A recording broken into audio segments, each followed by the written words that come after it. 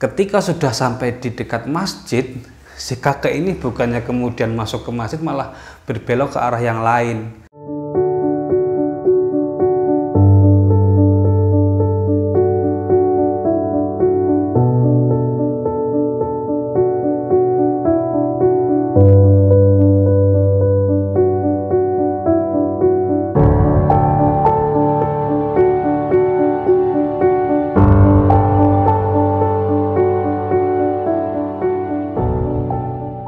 Assalamualaikum warahmatullahi wabarakatuh. Selamat datang di FM Channel. Kembali lagi kita di segmen Ibroh. Di edisi kali ini kita akan bercerita tentang Sayyidina Ali bin Abi Thalib, yang mana pada suatu pagi beliau sedang bergegas menuju ke masjid untuk mengikuti sholat jamaah. Nah, di tengah perjalanan beliau kemudian bertemu dengan seorang kakek-kakek yang sudah sangat tua banget. Saking tuanya itu jalannya aja lambat banget.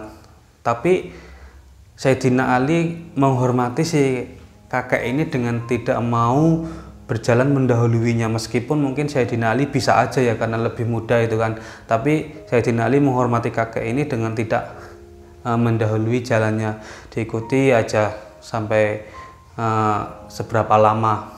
Tapi ternyata si kakek ini benar-benar lambat jalannya sampai waktu sudah hampir terbit matahari.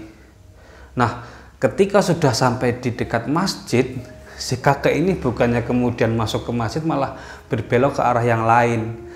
Baru tahu ternyata si kakek ini adalah seorang Nasrani. Mengetahui itu kemudian Sayyidina Ali langsung menuju ke masjid. Sesampainya di dalam masjid, ternyata para jamaah sedang dalam keadaan ruku. Kemudian Sayyidina Ali pun ikut menyusul sholat jamaah subuh pada pagi itu. Selesai sholat, kemudian Sayyidina Ali bertanya kepada Rasulullah, "Ya Rasulullah, kenapa sholat subuh pada pagi ini rukunya lebih panjang dibandingkan sholat subuh yang seperti biasanya?" Lalu oleh Rasulullah dijawab bahwa ketika beliau sedang ruku itu, saat sudah membaca Subhana Rabbiyal Azim wa bihamdih, datang malaikat Jibril yang kemudian meletakkan sayapnya di punggung Rasulullah untuk menahan supaya Rasulullah tidak segera bangkit. Beberapa saat kemudian barulah sayapnya dilepaskan atau diangkat dari punggung Rasulullah.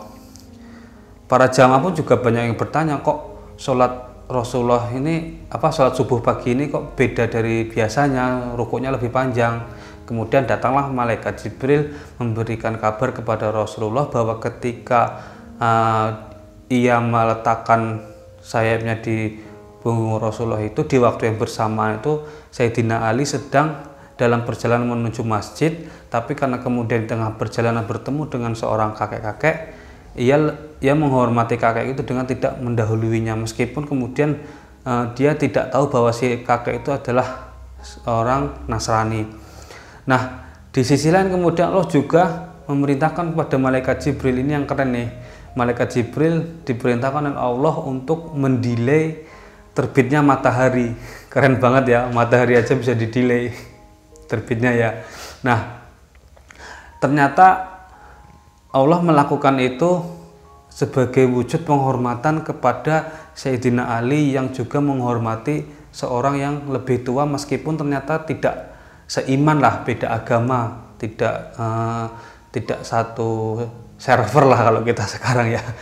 Tapi karena Sayyidina Ali mau menghormati kakek itu, oleh Allah juga diberikan penghormatan dengan cara diberikan kesempatan untuk bisa mengikuti sholat jamaah pada pagi itu, sholat subuh.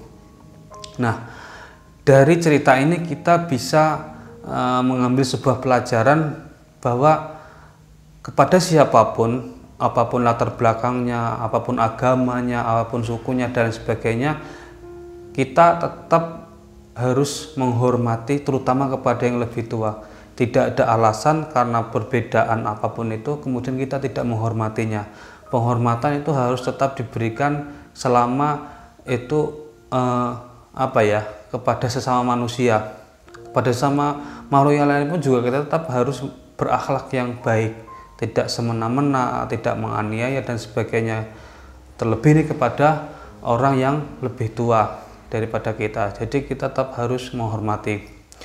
Ya mungkin ini yang menjadi keprihatinan kita bersama ya belakangan ini, terutama yang paling sering itu muncul di dunia maya, di medsos, mungkin juga di sekitar kita terjadi karena perbedaan latar belakang apapun itu, agama maupun dan sebagainya, akhirnya tidak ada rasa hormat lah, tidak rasa menghargai. Nah, inilah yang perlu kita renungkan lagi, bahwa Sayyidina Ali saja yang begitu mulianya kepada orang yang lebih tua pun, yang beda agama masih mau menghormatinya, sehingga oleh Allah diberikan penghormatan juga dengan cara seperti tadi, diberikan kesempatan untuk bisa mengikuti sholat subuh berjamaah. Ya semoga ini bisa menjadi pelajaran untuk saya, terutama menjadi renungan untuk saya dan juga pelajaran untuk kita bersama. Semoga dari cerita ini kita bisa mengambil banyak pelajaran. Mungkin itu yang bisa kita ceritakan untuk edisi kali ini, dan jangan lupa untuk tetap like, share, komen, dan subscribe di FM Channel, dan nantikan cerita berikutnya di segmen Ibroh di FM Channel. Sampai jumpa, wassalamualaikum warahmatullahi wabarakatuh.